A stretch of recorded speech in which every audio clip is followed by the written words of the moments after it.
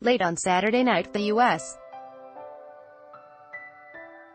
government released a trove of documents pertaining to the warrant obtained under the Foreign Intelligence Surveillance Act, or FISA, against Carter Page, the suspected Russian asset and former Trump advisor.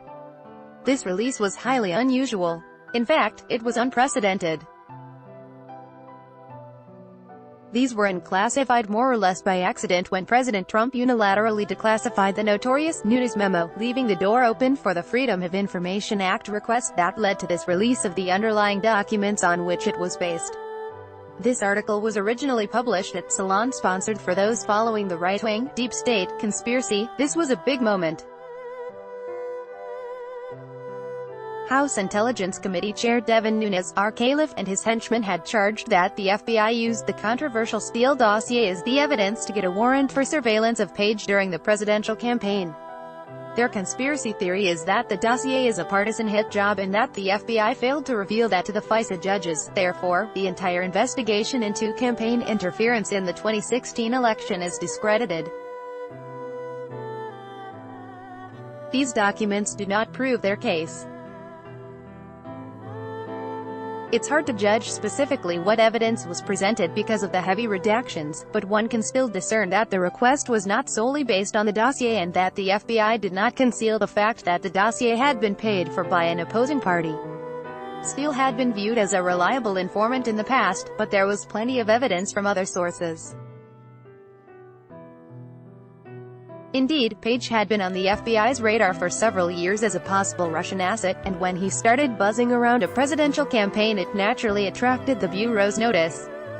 In the documents, Page is described as possibly collaborating and conspiring with the Russian government. The FBI did not apply for permission to start surveillance until after Page had left the Trump campaign, and 4 successive Republican-appointed FISA judges signed off on the warrant.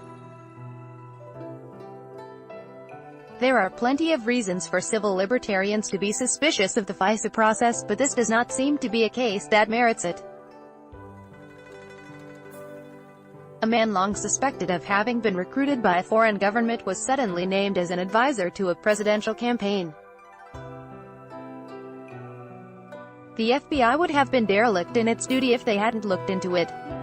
In a sane political world, Nunes would be facing a world of hurt following the release of these documents, and the president would also be facing serious political fallout for endorsing Nunes' crude defense. We do not live in a sane world. This is what Trump tweeted when the documents were released: "Congratulations to at Judicial Watch and at Tom Fitton on being successful in getting the Carter Page FISA documents." As usual, they are ridiculously heavily redacted but confirm with little doubt that the Department of Justice and FBI misled the courts. Witch hunt rigged, a scam. Donald J. Trump, at Real Donald Trump, July 22, 2018. Looking more. Asked her how that worked out, she did better with Crazy Bernie. Republicans must get tough now. An illegal scam. Donald J.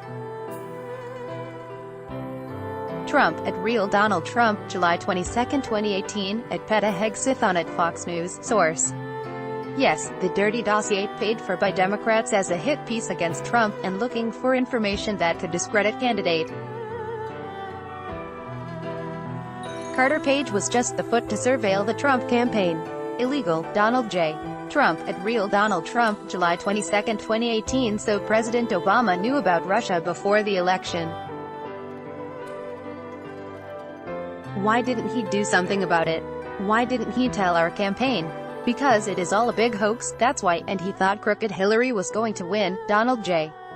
Trump, at Real Donald Trump, July 22, 2018. Yes, after having to choke out last week that the Russians did indeed interfere in the election, the president wound up his Twitter tirade by once again saying that it's all a big hoax, and we are right back where we started. Charlie Savage of the New York Times explained it this way: Mr.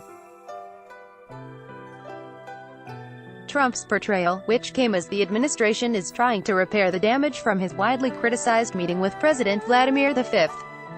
Putin of Russia, revived the claims put forward in February by Republicans on the House Intelligence Committee.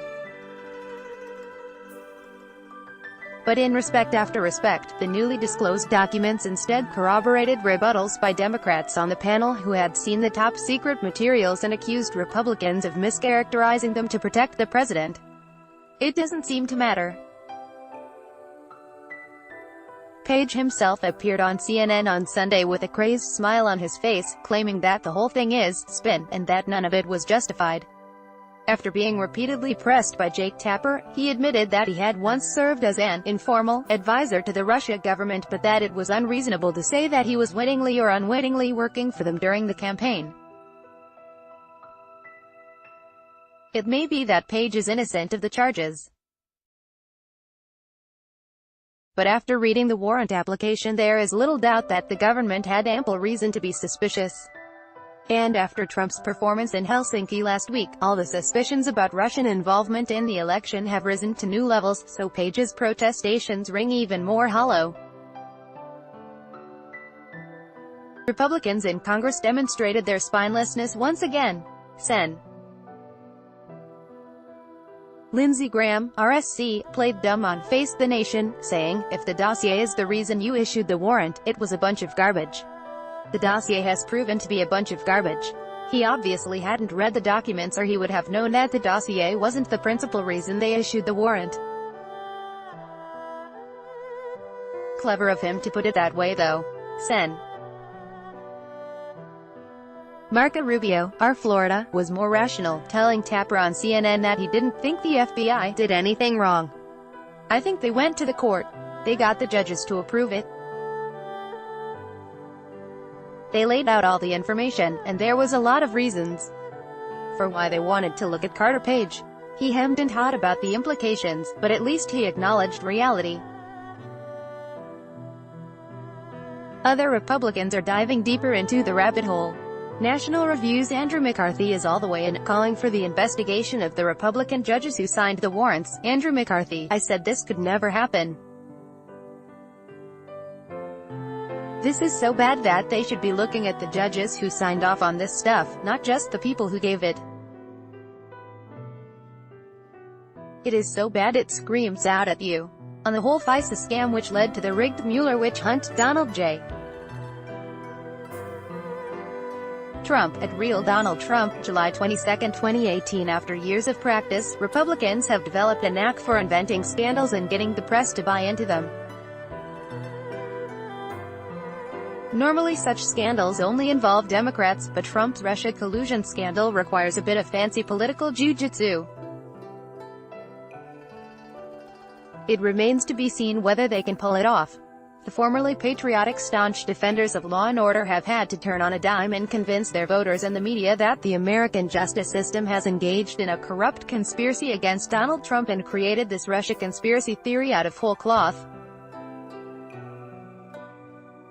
In this case, right-wingers latched onto an old leftist trope about the deep state, meaning the intelligence apparatus and other aspects of permanent government, and are running with it as if they were the second coming of Noam Chomsky.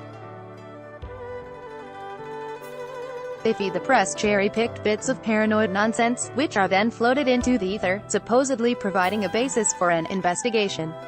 Regardless of the actual outcome, millions of people will be convinced that there is merit to the charge because, if there's so much smoke, there must be fire.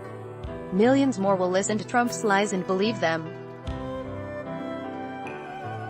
If these Republicans were acting from a set of constitutional principles, these concerns about the civil liberties of Trump campaign officials might wake them up to the offenses commonly committed against Muslim suspects and the ill treatment of immigrants, as well as other outrages of the American carceral state. Unfortunately, this is a one-time deal. It seems that wealthy Republicans are the real victims and the only true citizens whom the Bill of Rights was intended to protect.